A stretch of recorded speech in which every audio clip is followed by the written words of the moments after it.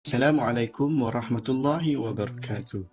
We are from Group 4. We'll present and talk about ancient Egypt, science and technology. The ancient Egyptian civilization, famous for its pyramids, pharaohs, mummies and tombs, flourished for thousands of years.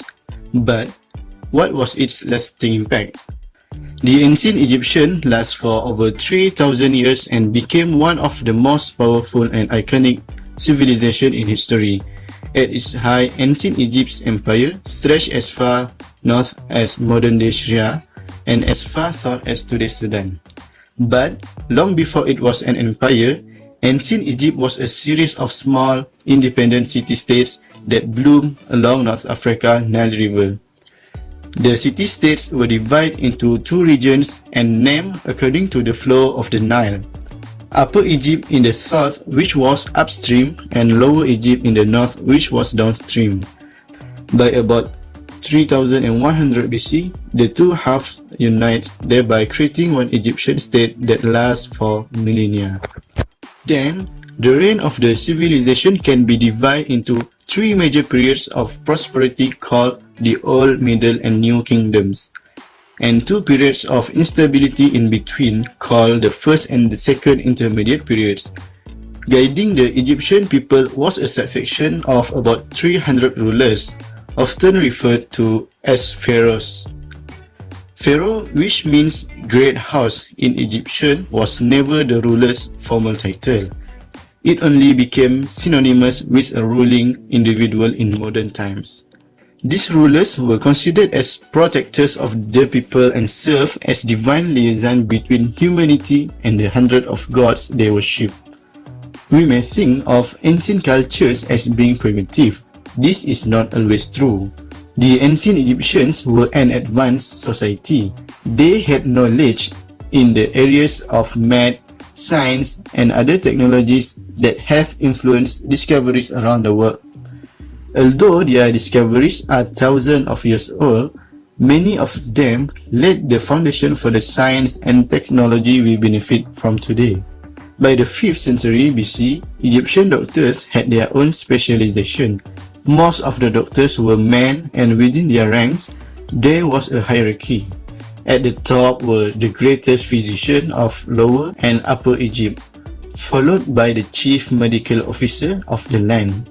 Under him were superintendent and inspector of physician, the chief physician, and at the bottom, the physician themselves. Throughout the pharaonic times, the most sought after positions were in the royal court. This doctor looked after the health of the pharaohs, their families, and members of their court. Next, we go to the medicine. Many of their most famous inventions were based upon the scientific principles the ancient Egyptians discovered. They had a variety of medical techniques and cures for both human and animals, along with a vast knowledge of anatomy as they practiced mummification and preservation of the dead. One of the earliest accounts of medical texts originated in ancient Egypt. It described and analyzed the brain, providing the earliest insight into neuroscience. Other than that is surgery. The Edwin Smith Papyrus is a comprehensive medical text on surgery from ancient Egypt that was written around 1600 BC. This document was named after the dealer who bought the manuscript in 1862. The document may have been a manual of military surgery, as it describes how to treat injuries, such as fractures, wounds, and dislocations. It's the world's oldest non-surgical treatise and is 4.6 meters in length. The front side has 377 lines in 17 columns, while the back side has 92 lines in 5 columns. The vast majority of the papyrus is concerned with trauma and surgery, with short sections on gynecology and cosmetic on the back. On the front side, there are 48 cases of injury. Each case details the type of injury, examination of the patient, diagnosis and prognosis, and treatment. The papyrus begins by addressing injuries to the head and continues with treatment for injuries to the neck, arms and torso, detailing injuries in descending anatomical order, much like a modern anatomical exposition. Definitely, probably pretty handy to have in order to treat soldiers with serious injuries.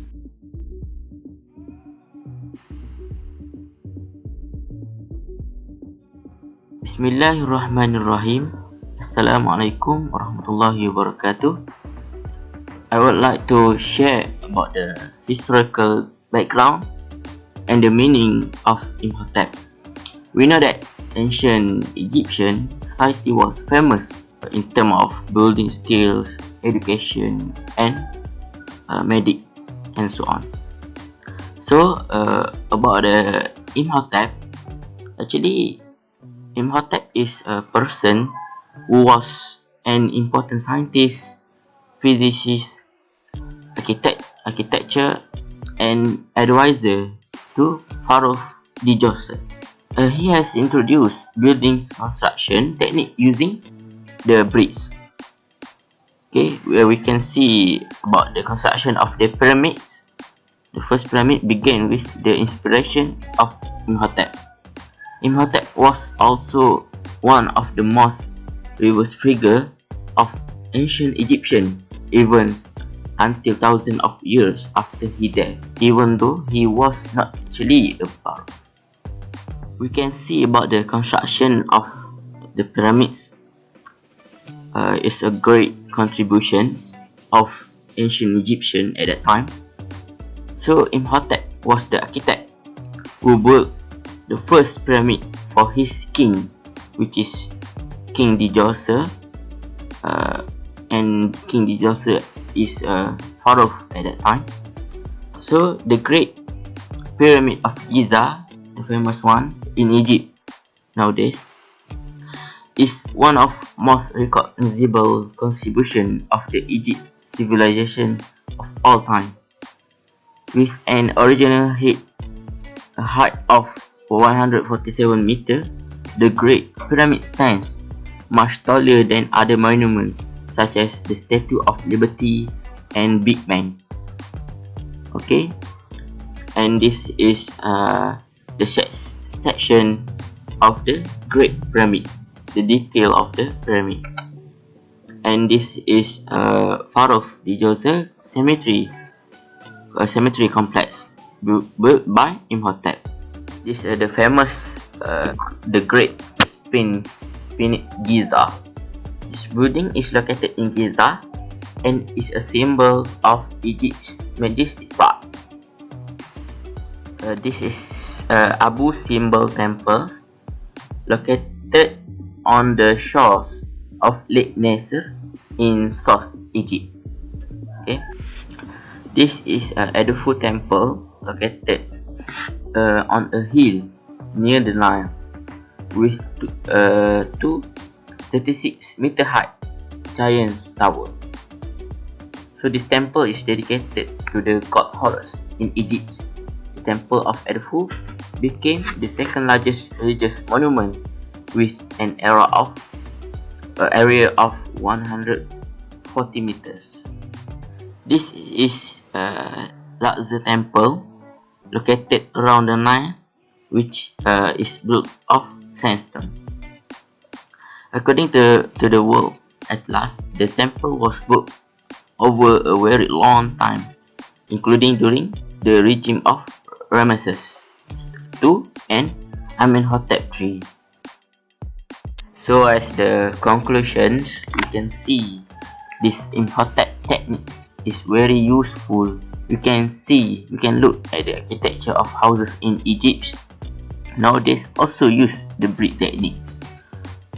Not only in Egypt, also in Malaysia and other countries also use the brick because of the strength of the bricks itself. I think that's all from me. Thank you.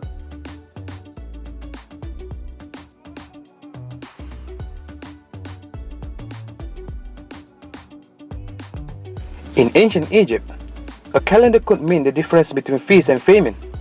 Without a calendar, ancient Egyptians had no way of knowing when the annual flooding of the Nile would begin. Without that knowledge, their entire agricultural system will be put at risk. So a few thousand years before the Common Era, they developed their own calendar. The ancient Egyptian calendar was a solar calendar with a 365 days a year. Their calendar was so closely tied into farming that the Egyptians divided up into 3 main seasons, which are inundation, growing, and harvest. Each season had 4 months, with each month divided into 30 days. However, if you add it all up, you only get 360 days a year, a bit short of an actual year. To make up the difference, the Egyptians added 5 days between the harvest and inundation seasons. These 5 extra days were designed as religious holidays set aside to honor the children of the gods.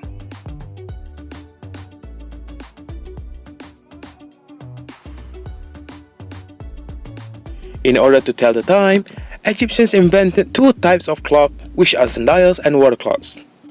Obviously, the sundial is a device that uses the sun to measure time. There are many kinds of sundials used in the ancient world, but one of the best preserved sundials found from ancient Egypt consisted of a flat base with 12 lines projecting from a hole that held an upright wooden or metal bolt. As the bolt's shadow moved across the lines, the time could be told. As sundial technology continued to be improved, the ancient Egyptians were even able to tell which were the longest and shortest days of the year. But what happens at night when the sun goes down? The Egyptians read the time using water clocks at night. It was made from a stone vessel shaped like an inverted cone that had a tiny hole at the bottom to allow water to drip. The water dripped from the hole at an almost constant rate. Along the inside of the vessel, columns of equally spaced markings allowed a person to tell what the hour was by the level of water.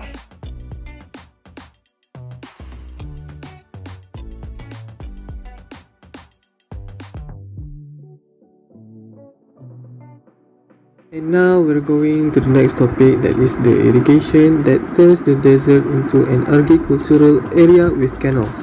As for the introduction, the Canal of the Pharaohs, that also called as the ancient Suez Canal and Echoes Canal. This canal are the forerunner of Suez Canal that had been called today. It has been constructed in ancient times and kept in use with intermissions, meaning that this canal was built not completely by the first person in the first place. So the question now, why is the canal is being built but in the first place? Because every year the Nile River would flood, spilling over with water flowing down from the mountains to the south. And when the flood had receded, it left behind with rich soil. Thus, with this opportunity, the ancient Egypt could grow crops near the river. And for some era later, this canal closed in 767 AD for strategic reasons during a rebellion. Now we're going to talk about the history of the canal. The canal had been through to 5 types of era. First one, the Egyptian Empire. Second, the Persian Empire. Third, the Ptolemaic Dynasty. Fourth, the Roman Empire. And lastly, the Islamic. So, for the first timeline, the Egyptian Empire. The researchers believe that this canal was first built by the 12th dynasty, Pharaoh Senusret III. In his time, the canal had 7 distributaries, and the easternmost part of the canal was called Pelusiac. He built a canal that linked the Pelusiac with the Bitter Lakes, that is a body of salt water, to separate them. As a result, the land that had risen before with flood not risen anymore. And as we know, in ancient times, they do not have such technology or machines like bulldozers, so they built a big trench with only bronze shovels and army of slaves. The engineer in ancient Egypt knew how to build or order the slaves because they had an experience in building the pyramids, and building the pyramids are more difficult than build big trench. But this canal being completed by this pharaoh and being continued, and this construction continued by the pharaoh Necho II around 600 BC. The weakness of the canal, we can see that it take constant maintenance and repair to keep the desert from smothering with the canals. Secondly, the pharaoh had sacrificed thousands lives of the slaves. And the third, Aristotle said that Senusret III gave up the idea for fear that the water of the river Nile should be ruined by an admixture of seawater.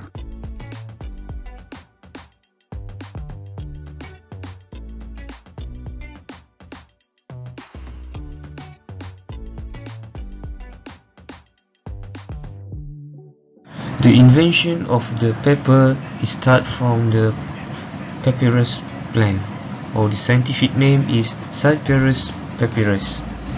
Papyrus is a grass-like aquatic plant that has woody, bluntly triangular stems and grows up to 4.6 meters, about 15 feet high in quietly flowing water up to 19 cm, which is 3 feet deep.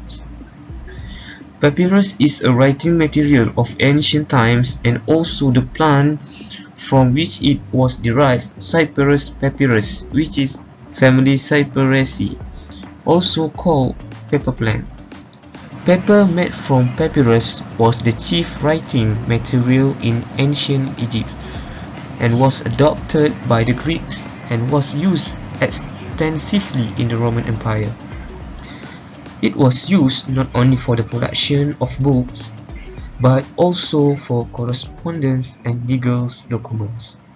Pliny and Elder give an account of the manufacture of paper from papyrus.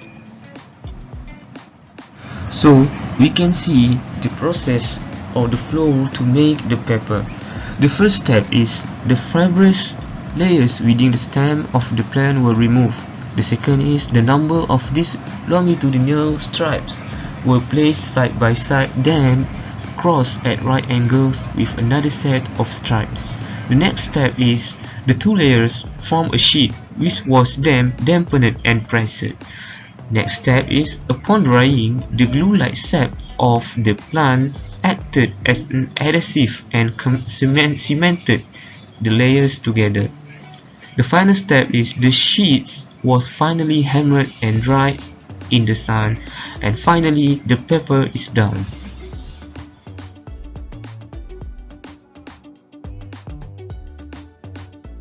Bismillahirrahmanirrahim. Now, I'm going to explain on mummification of the ancient Egyptians. Now, what is a mummy? Mummy is a person or animal whose body has been dried or otherwise preserved after death. Mummification is the process of embalming or treating the dead body used by the ancient Egyptians. The Egyptians removed all moisture from the body through a special method, leaving only a dry form that was not easy to decay. In their belief, preserving the dead body in as lifelike a way as possible was important. This is because the Egyptian believed in life after death. They believed that they had to preserve their bodies so they could use them in the afterlife. The Egyptians believed that when they died, they would make a journey, another world where they would lead a new life. Egyptians paid huge amount of money to have their bodies properly preserved. So, how the mummies were made? The mummification process took 70 days. Price worked as embalmers, treating and wrapping the body. The priest also required thorough understanding of human anatomy, in addition to knowing the proper rituals and prayers to be performed at different times. Now we are going to look into the step of mummification.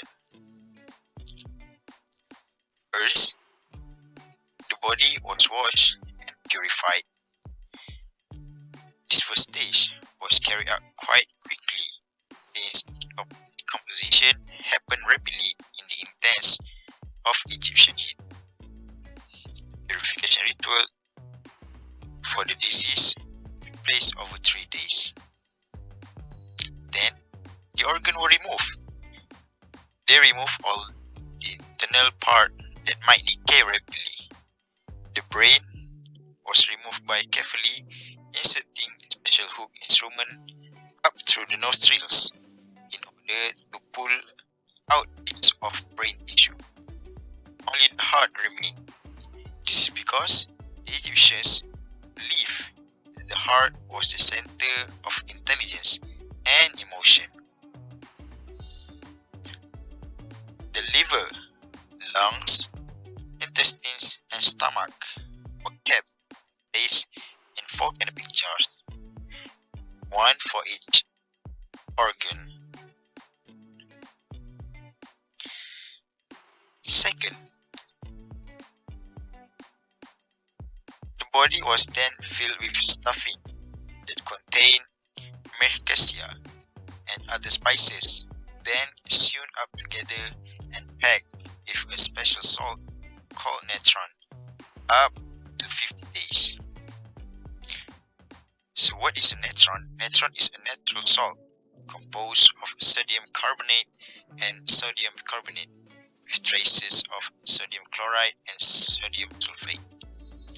It was used by the ancient Egyptians to dry out or absorb all the moisture from the body. In 40 to 50 days, the stuffing, that is the natron, was removed. Then they stuffed the body with the spices, rags, and plants so it doesn't lose its shape.